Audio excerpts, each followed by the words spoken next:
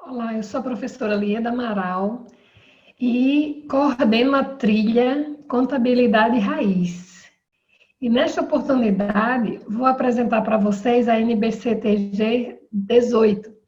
O professor Edgar Madruga me fez esse desafio de coordenar essa trilha, onde o seu objetivo é apresentar todas as normas brasileiras de contabilidade, os CPCs, de forma prática e de forma que você entenda. Eu sou professora da BSSP, Centro Educacional, dos cursos de MBA em Compliance, Contabilidade, Compliance e Direito Tributário, e também de Legislação Trabalhista e Previdenciária, além do de Empreendedorismo. E fiquei muito feliz de termos um espaço onde a contabilidade em sua essência seja trabalhada. Então, aqui nós trabalharemos nessa trilha os aspectos societários.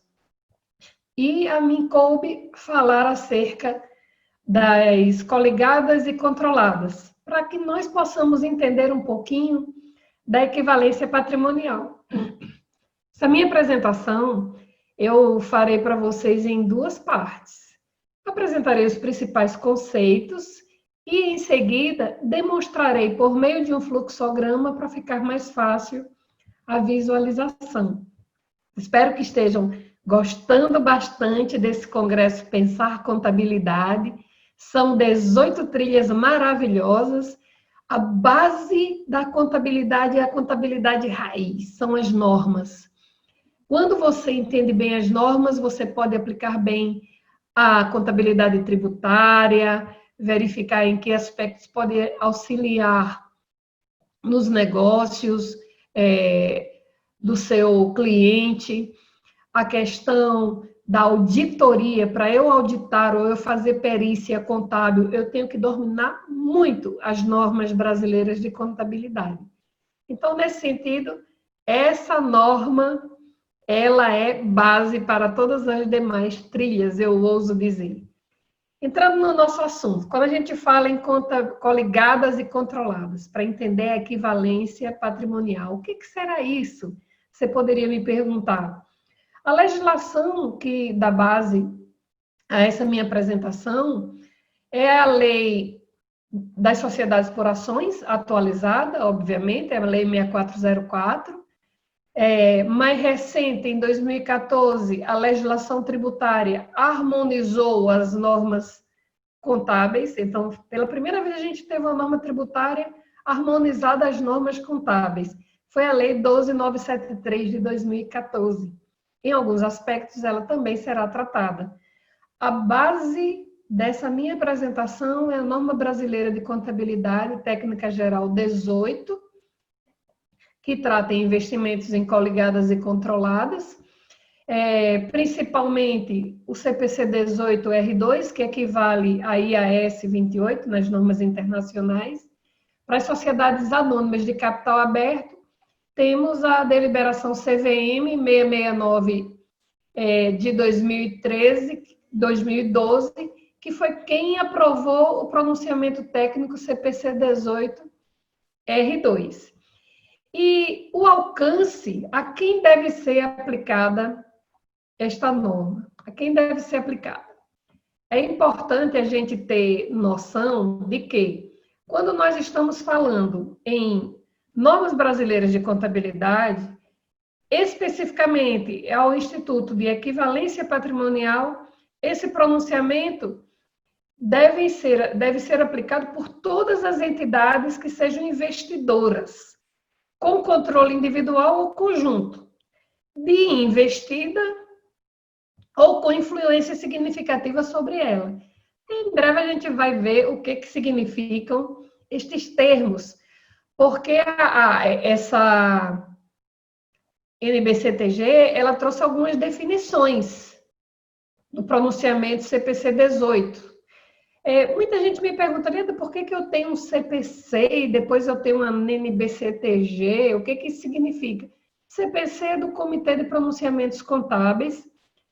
Quando o Brasil aderiu às normas internacionais, as IFRS, sempre que a gente fala em norma internacional de contabilidade, estamos falando das IFRS, ele criou um comitê de pronunciamentos contábeis, inicialmente responsável pela convergência dessas normas internacionais, as normas brasileiras às normas internacionais, e depois para implantação mesmo das normas internacionais no nosso âmbito. Então, o CPC, ele harmoniza essas normas internacionais, é colocado inclusive em consulta pública, e uma vez que essa norma é internalizada para o âmbito da nossa profissão, o Conselho Federal, ela normatiza esse CPC.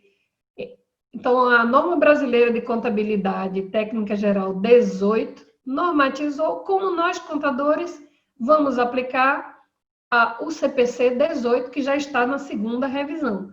Quando eu tenho esse Rzinho ao lado da norma, significa quantas revisões ele já sofreu. No caso da NBCTG 18 e do CPC 18 especificamente, esse CPC já está na sua segunda revisão, CPC 18R2. E ele traz a definição de coligada. Ele diz, olha, coligada é aquela no qual o investidor tem influência significativa. Aí você já acende uma lanterninha. Prof, o que é influência significativa? Que é um outro termo. Ele diz que nada mais é, nessa norma aí, influência significativa é o poder de participar nas decisões sobre políticas financeiras e operacionais da investida. Mas, sem, no entanto, haver controle individual ou conjunto. Então, tem influência significativa sobre outra entidade é quando eu participo ativamente das políticas financeiras e operacionais. E mais adiante nós vamos ver como é que isso funciona. Ela trouxe também a definição de demonstrações consolidadas. As demonstrações consolidadas, elas são objeto do CPC 36.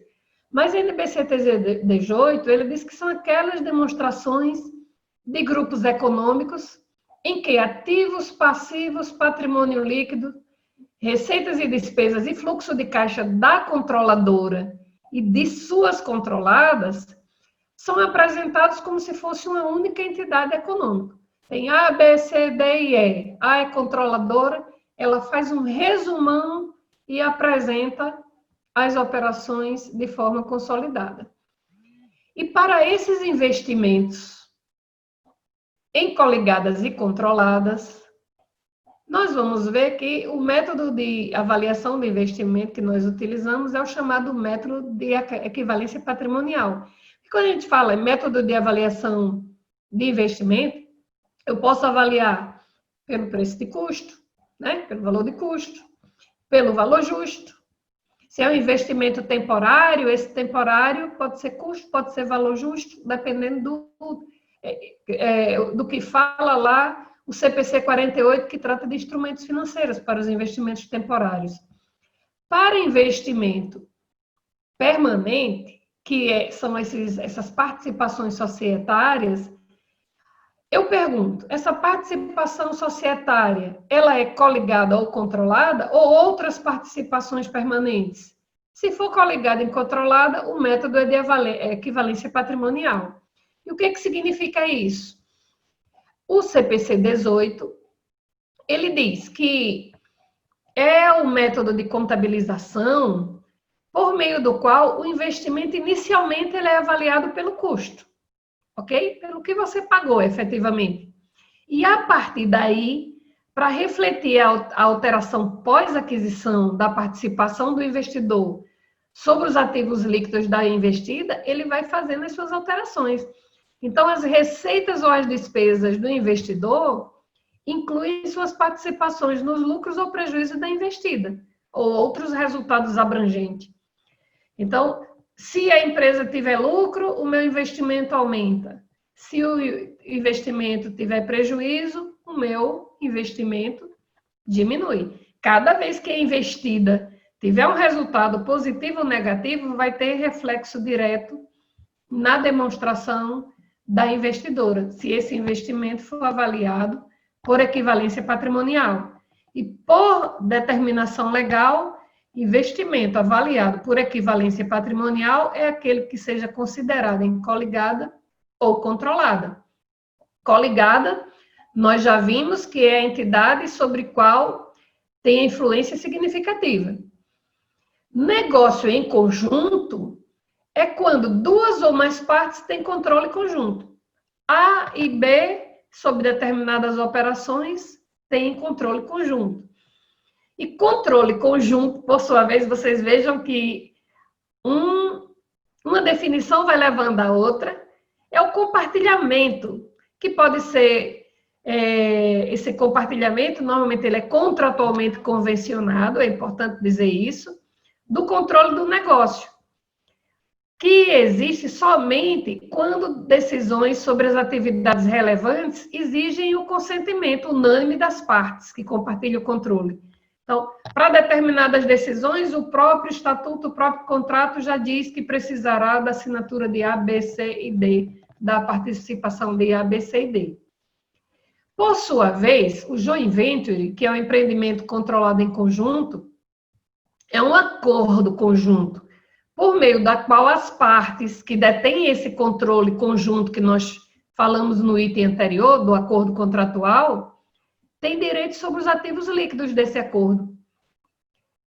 E como eu tenho um empreendimento controlado em conjunto, eu vou ter também o joint venture, que é o investidor conjunto, que é uma parte de um empreendimento controlado em conjunto, que tem o controle desse empreendimento. E influência significativa nós já falamos, que é o poder de participar das decisões sobre políticas financeiras e operacionais. O próprio CPC, ele define o que é influência significativa. Ele diz, por exemplo, que se o investidor... Deixa eu passar aqui o slide. Se o investidor ele mantém, direto ou indiretamente, por meio de controladas, por exemplo, 20% ou mais do poder de voto da investida, ele tem influência significativa presumida, a menos que possa claramente ser demonstrado o contrário. Por outro lado, se o investidor ele detém, direto ou indiretamente, por meio de controladas, por exemplo, menos de 20% do poder da investida, presume-se que ele não tem influência significativa, a não ser que possa ser claramente demonstrada essa influência. E essa existência da influência pelo investidor, o próprio CPC 18, R2 e a NBCTG 18, ela trouxe alguns exemplos. Ela disse, olha, pode ser influência significativa quando você tem representação no conselho de administração ou na diretoria da investida, quando você tem operações materiais entre investidor e investida, é um grande comprador, um grande vendedor para aquela empresa, quando tem participação nos processos de elaboração das políticas, as decisões sobre dividendos, distribuições, quando tem diretores ou gerentes comuns, que a norma chama de intercâmbio de diretores ou gerentes, ou quando a informação técnica essencial é fornecida pelo investidor. Então, significa que ele tem influência significativa. A entidade ela pode ter em seu poder direito de subscrições, opções são os warrants, né? Não padronizadas de compra de ações, opções de compra de ações, instrumento de dívida, são muitas as formas. Então, ao se avaliar esses potenciais direitos de voto, se eles contribuem para a influência significativa ou para o controle, ela deve examinar todos os fatos e circunstâncias, de acordo com os contratos. Quando é que ela perde a influência significativa? Quando ela perde o poder de participar nessas decisões operacionais. Então, por exemplo, eu tenho essa perda de influência, ela pode ocorrer com ou sem mudança do nível de participação acionária. Uma coligada, quando torna-se sujeito ao controle do governo, tribunal, órgão, isso pode ocorrer também como um resultado de acordo contratual. E aplica-se a perda de controle da controlada, os termos do CPC 36. Isso tudo para dizer que são avaliados pelo método de equivalência patrimonial coligadas e controladas. Nós já vimos que coligadas são aquelas que têm 20% ou mais de participação sem o controle ou com influência significativa. Já verificamos como é que se dá essa influência significativa. E como é esse tal método de equivalência patrimonial? Percebam vocês, está aí na tela, né?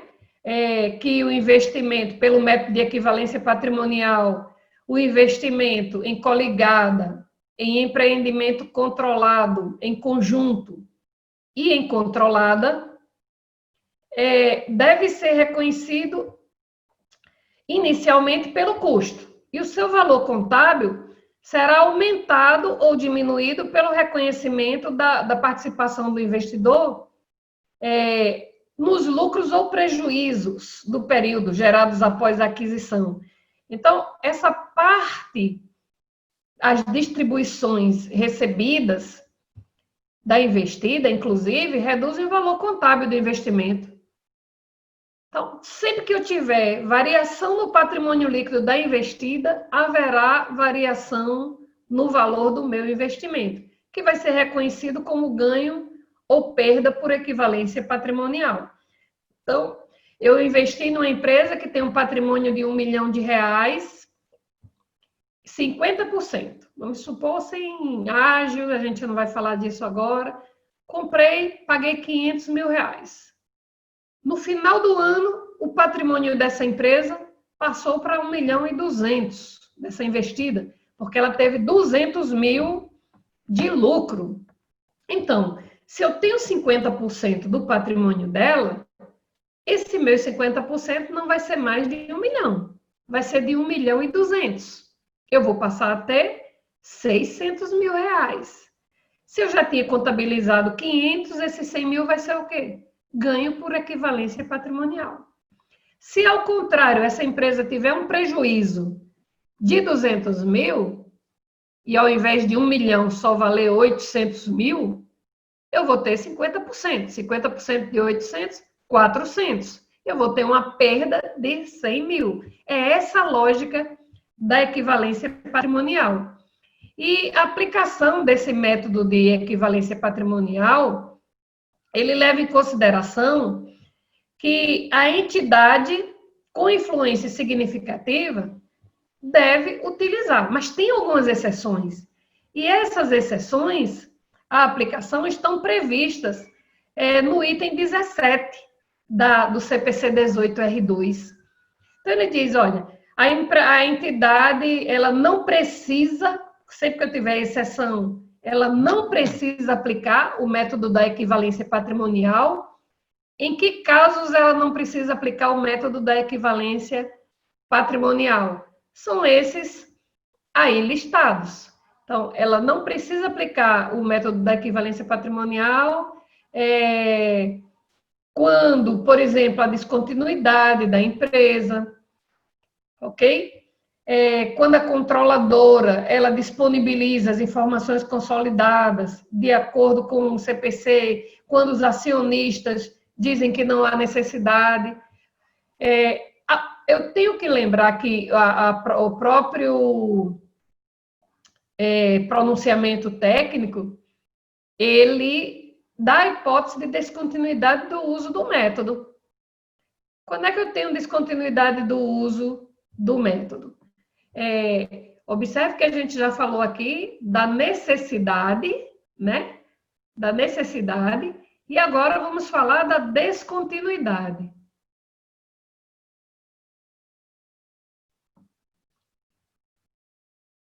Só um minutinho aqui para eu passar o próximo, congelou um pouquinho aqui. Então, a entidade, ela deve descontinuar, e passo um slide aqui a mais, mas ele deve descontinuar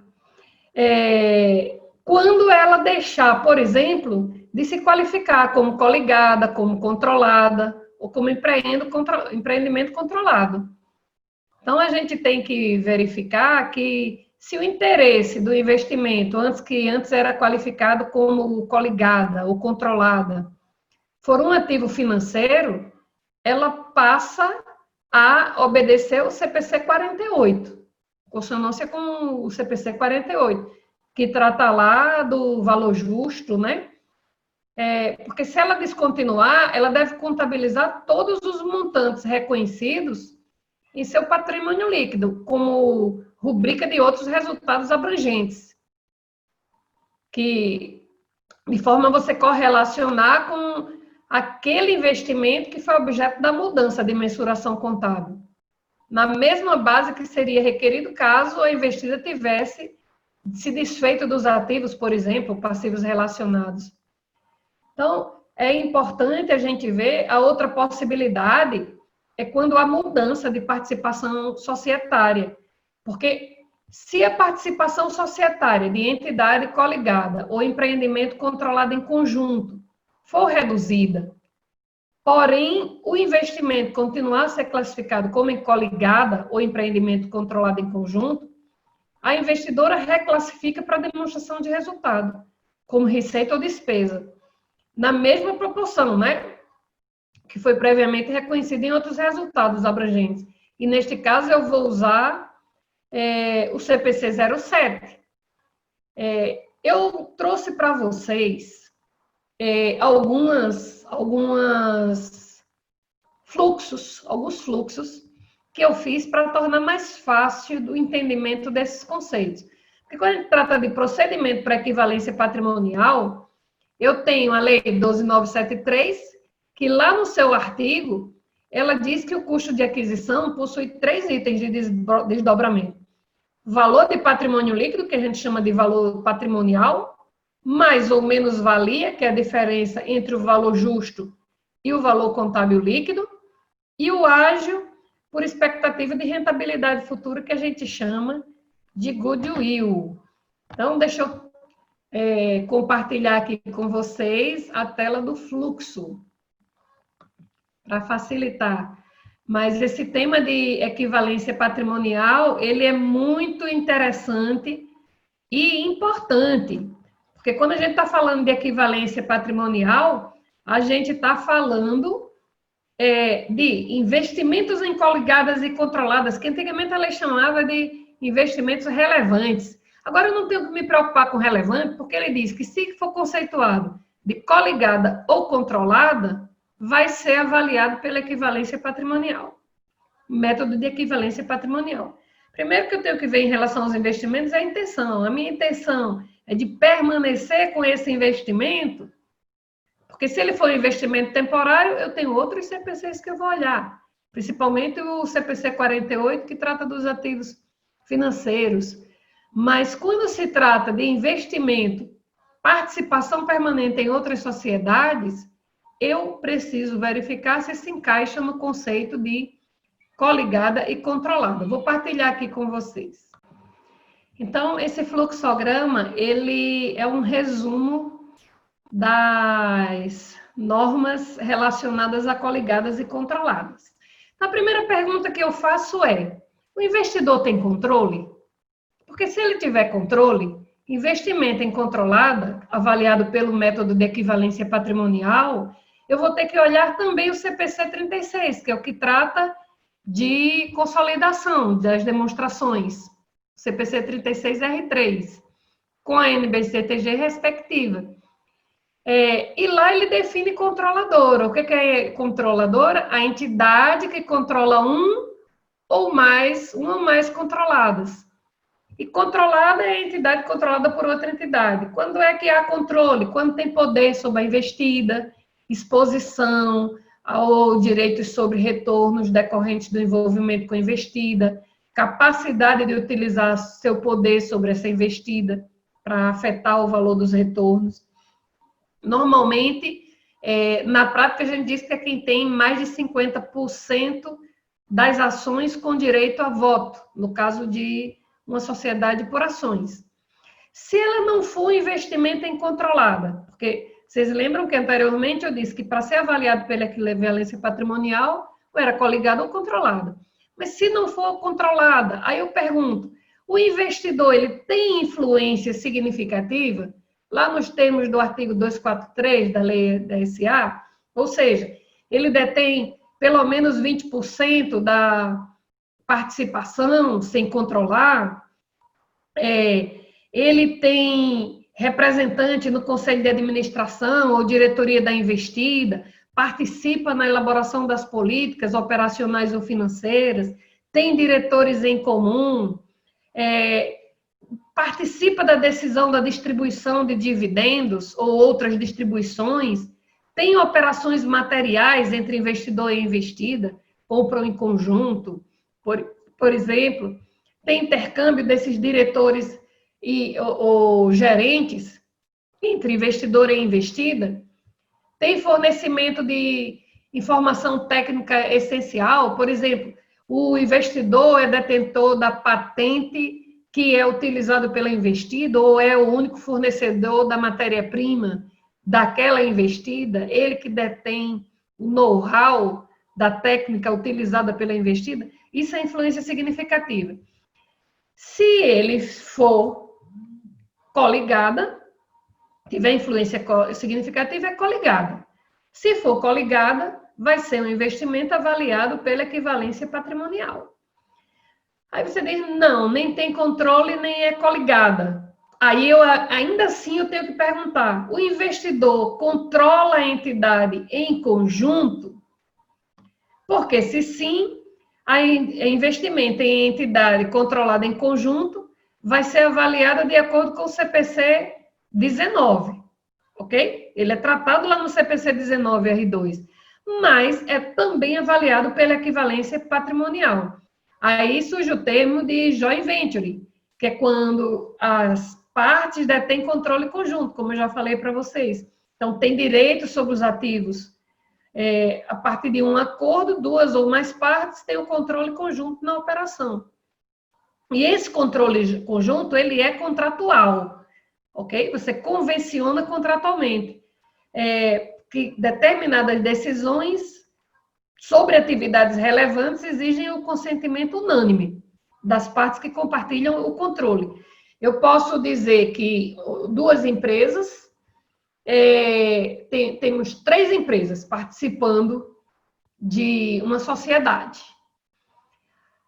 Aí eu digo que A possui 50% e B possui 30%, C 20%, ok? Nessa composição. Se eu colocar que só decide com a participação de A e B, esse controle é conjunto. Porque A e B tem maioria de votos, somatório, né? Esse controle conjunto, porque um tem 50%, outro tem 30%, tem 80% lá dos votos. Então, esse investidor em controla a entidade em conjunto, é o primeiro ponto que eu faço. Se for, é equivalência patrimonial também. Se não for, ok? Aí eu venho lá para ver se esse investimento em ativo financeiro é avaliado pelo valor justo e classificado de acordo com o CPC 38, que trata de ativos para negociação ou disponível para venda. Então, vocês vejam que quando esse investimento é controlado em conjunto, eu tenho que ver ainda a estrutura do arranjo, como é que foi. Porque se for por meio de veículos separados, de entidades separadas, eu chamo de joint operation, que é a operação conjunta, a do CPC 19. Se for por meio de veículo separado, eu considero a forma legal do veículo, os termos do arranjo, quais são os fatos, ok? Para ver se é um empreendimento conjunto ou se é uma operação conjunta. Vai depender da estrutura do arranjo. E com relação aos possíveis cenários que eu tenho para ver qual CPC eu vou utilizar. Se eu estiver falando de controle, eu estou falando de combinação de negócios. Combinação de negócios é o CPC 15. Está vendo como as normas elas são todas interrelacionadas? Inclusive, nós temos nesta trilha um outro professor que está falando sobre combinação de negócios. Um outro que está falando sobre o CPC 36, consolidação. Então, é importante um outro professor que está falando sobre instrumentos financeiros, que dependendo do arranjo, eu vou ter que me reportar a um ou mais CPCs, eles são interrelacionados. Então, o controle está no 15, consolidação das demonstrações está no 36. Se o controle for compartilhado, é o CPC 19.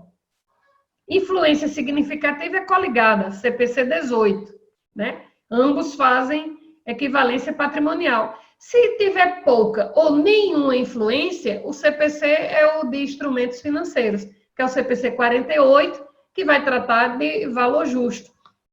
Então, a intenção de trazer para vocês aqui esse fluxo é porque ele fica mais fácil de você perceber as diferenças e qual CPC se aplica para cada caso específico. Eu gosto muito de trabalhar com fluxograma. E quando a gente fala da equivalência patrimonial, que é o meio que a gente já viu, pelo qual o investimento inicialmente é avaliado pelo custo, e a partir daí ele vai sofrendo ajustes de ganhos ou perdas para permanecer refletido na contabilidade o real valor daquela participação sobre os ativos líquidos da investida, equivalência patrimonial. Eu trouxe exemplo aí, vamos supor que eu tenho essas empresas aqui, esse exemplo inclusive é do manual da FIPECAF, que eu acho maravilhoso, aquele manual de contabilidade societária. Aí vamos supor que eu tenho aqui a empresa B, C, D e E. E uma investidora A tem essas participações. Ok? E ele está dizendo que todas essas participações aí têm influência significativa. Se todas têm influência significativa, independentemente de percentual de participação, vai ser feita a equivalência patrimonial. Então, vocês observem que a empresa tinha um patrimônio líquido de 958, 773, aí são os valores. E o percentual de capital votante, 15, 25, 40 e 90. Em tese, 15%, se não tivesse influência significativa, não seria avaliado pela equivalência patrimonial. O saldo contábil inicial era de 250 mil, 820, 640. 380, 2,90. Aí a empresa teve esses resultados líquidos. 15% de 958, 773, deu 143, 816. O saldo contábil final vai ser de 143, 816 mais 250 mil. Significa que essa empresa, e aí propiciou um ganho por equivalência patrimonial de 143. No segundo caso, um ganho por equivalência patrimonial de 350. O saldo contábil, que era de 820, debitei lá o meu investimento, creditei o ganho por equivalência, passou a ter 1.170, 1.170. Na empresa D, o resultado líquido foi negativo. Consequentemente, a minha empresa investidora terá 40% desse prejuízo, que dá, aqui demonstrado, 68.860. Vejam que reduziu o saldo contábil final. O saldo inicial era 640, menos esse 68.860, que é minha parcela no prejuízo, eu passei a ter um investimento agora em D de apenas 571.140. Na E teve um ganho. O saldo inicial de todos os meus investimentos era 2.090.000.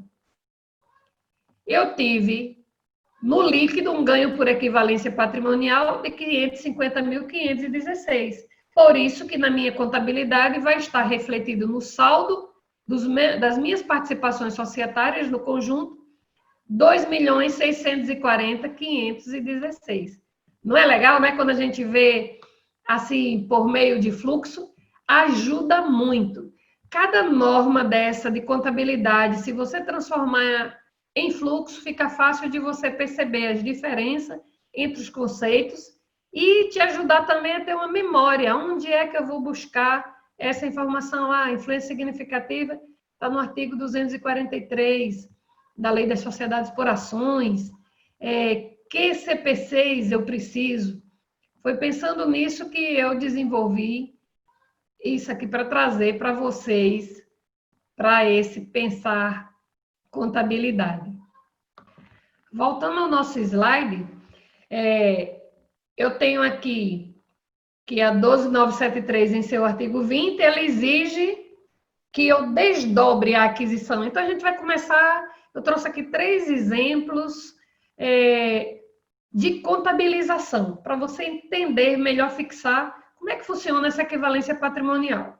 Primeiro, eu tenho que ver o seguinte, que quando eu tenho aqui goodwill, que é o valor, o ágio por expectativa de rentabilidade futura, de acordo com o CPC 15, que é o que trata de combinação de negócios, eu inicialmente mensuro pelo custo, ok?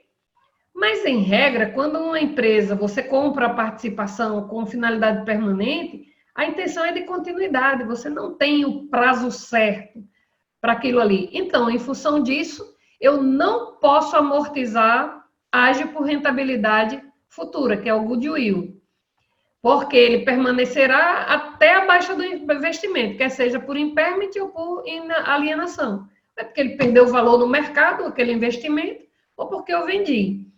E o CPC 18R2, ele também determina que ele não pode ser testado separadamente. Ele vai estar sempre junto do valor do ativo, porque o valor contábil do investimento, ele é testado como um único ativo. O teste de impairment é objeto, inclusive, de outra trilha, dessa trilha de outra apresentação, que é do CPC 01, NBCTG 01. Tem 2 professores especificamente tratando desse tema do teste de impairment, que é a redução ao valor recuperável dos ativos, né? Alguns chamam teste de imparidade, eu prefiro deixar na língua mata que é impairment. Então, vamos ter um exemplinho aqui. Vamos supor que em janeiro de 2019, a companhia A adquiriu por 40 mil, sem intenção de venda. Por que eu tenho que dizer que é sem intenção de venda? Porque se tiver intenção de venda, é investimento temporário. Se é temporário, é ativo financeiro. Se é ativo financeiro, está lá no CPC 48. E o objeto dessa nossa apresentação é o CPC 18, especificamente, e alguma coisa do 19. Então, eu vejo aqui, ó, ela adquiriu por 40 mil, 20% das ações da companhia B.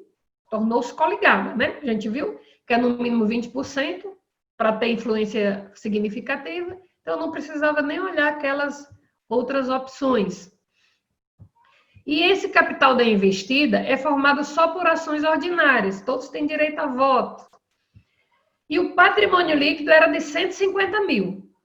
Se eu comprei uma empresa que valia 150 mil no seu patrimônio líquido, eu deveria ter pago quanto? 30 mil.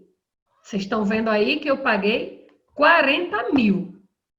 Já posso dizer de antemão que teve um ágio. Teve um ágio. E ele diz aqui que se essa empresa estava avaliada em 150 mil, eu estou vendendo acima do seu valor justo. Eu estou comprando acima do seu valor justo se eu sou investidor. E a investida está vendendo acima do seu valor justo. E ela teve um lucro no final do exercício. Foi em janeiro de 2019, a operação, em dezembro ela teve um lucro. Então, observe aqui. Lá na aquisição, eu tinha 20% de 150 mil, 30 mil, valor patrimonial. Minha participação societária, 30 mil reais. Eu paguei 40. Essa diferença, o que foi? Acima do valor justo. Ágio por expectativa de rentabilidade futura. Ágil. Isso aí é o que a gente chama de goodwill. Então, goodwill é o ágil por expectativa de rentabilidade futura. Chegou no fim do ano, essa empresa teve um lucro de 50 mil. Se eu tenho 20% de participação, eu vou ganhar 20% desse lucro. Aumentou o valor da minha participação, porque ele é avaliado pela equivalência patrimonial, e eu vou ter ali o ganho por equivalência, que é a receita de equivalência patrimonial, no valor de 10. Aquele meu investimento que estava por 40 já está valendo 50. Ok? Porque ela teve 50 de lucro. Se ela distribuir dividendos, 25% de dividendos, vai diminuir minha participação, porque quando ela distribui dividendos, diminui o patrimônio líquido. Consequentemente, eu vou creditar a participação e debitar aí a minha conta de dividendos a receber R$ 2.500. Vamos supor que esta empresa, em janeiro de 2019, a adquiriu por 60 mil, também sem intenção de venda, 20%. Só que esse capital da investida, estava lá o patrimônio líquido de 150 mil, mas foi feita uma avaliação ao valor justo, porque ela tinha, aí a gente tem a combinação de negócios, ela tinha ativos que não tinham sido avaliados em seu valor justo, ela tinha terrenos que estavam subavaliados, e quando a gente vai fazer incorporação, fusão ou cisão, há necessidade de fazer a avaliação a valor justo, e viu que o valor justo era de R$200 mil. Olha, 20% de 150, 30 mil. Eu paguei 60, já tem 30 de diferença. Mas o valor justo dessa empresa era 200 mil. Eu deveria ter pago 40 mil. Ok? Em função dessa mais-valia. Ela valia mais do que estava registrado no patrimônio líquido. Mas eu paguei 60. Então, vamos ver. Eu tenho um valor patrimonial aí de 20%, 30 mil. Um valor justo dessa empresa, desse patrimônio líquido, de 200 mil. Eu teria que pagar 40 mil, o valor justo da minha negociação. Eu paguei acima do valor justo. O que eu pago acima do valor justo é ágil por expectativa de rentabilidade futura. E esses 10 mil a mais foi ágil por mais-valia, porque ela tinha bens subavaliados, né? O patrimônio dela estava subavaliado. É mais difícil eu ter ágil por menos-valia, porque eu sou obrigada a fazer teste de recuperabilidade, se houver indício para perda, mas quando não tinha obrigatoriedade de fazer o teste de recuperabilidade, era comum também aparecer menos-valia. No exemplo 3, eu adquiri essa empresa que tinha patrimônio de 150, o valor justo dela já era 150, eu adquiri por 25. Eu deveria pagar 30, só paguei 25. O que aconteceu agora? Surgiu uma nova figura. Quando eu pago menos do que vale, é uma compra vantajosa. Então, eu tive aí 5 mil de ganho por compra vantajosa. Então, vocês observem que eu posso ter ágil por expectativa de rentabilidade futura, posso ter ágil por mais-valia e posso ter ganho por compra vantajosa. Nesse caso aí, o valor patrimonial era 30, eu só paguei 25. Então, a diferença dos 5 é ganho por compra vantajosa. Então, eu espero que vocês tenham gostado, despertado a curiosidade para observar outros CPCs. Vocês vejam que durante minha apresentação eu citei, não falei porque é objeto específico de uma apresentação que vocês terão ainda aqui dentro da trilha, Contabilidade Raiz. Falei no 19, R2, falei no CPC 15 de combinação de negócios, falei no 36 de consolidação, falei no 01 que trata de redução ao valor recuperável dos ativos. Falei também do CPC 48, que trata de ativos financeiros. Então, corram quando sair daqui para assistir esses outros CPCs para o conhecimento ficar completo, porque aqui no Pensar Contabilidade é para levar você à reflexão e você ter assim aquele insight, poxa, isso aqui pode ser uma área que eu possa atuar como consultora, né, ou consultor, pode ser uma área que eu possa aperfeiçoar a prestação do serviço aos meus clientes. E para isso eu tenho que ter domínio das normas. Quem domina as normas, domina a prática. Eu só sou uma boa auditora, uma boa perita contábil, se eu dominar as normas contábeis. Quem domina a norma, domina a prática. Traduzindo, dominou a teoria, domina a prática. Então, mais uma vez, sou grata ao professor Edgar Madruga pelo desafio e por ter convidado para que eu coordenasse essa trilha. Mas assistam também as outras trilhas, são 18 trilhas maravilhosas. Inclusive, eu coordeno uma outra, que é a de mulheres contadoras, com mulheres brilhantes, apresentando assuntos dos mais variados. Então, espero que vocês aproveitem muito esse período do Pensar Contabilidade. E se tiverem dúvidas, os meus contatos estão aí, o meu e-mail institucional da BSSP, o meu Instagram, @ScoutLieda, vocês podem seguir por lá. Eu tenho um canal do YouTube, que é Lieda Amaral Geneves, vocês também podem seguir e espalhem notícia boa. Digam a todo mundo para assistirem esses vídeos maravilhosos dessas apresentações. E aproveita, dá uma curtidinha aí, faz aquela avaliação legal, porque foi feito com muito carinho para vocês essa apresentação. Até breve, ou até uma das minhas outras apresentações nas outras trilhas.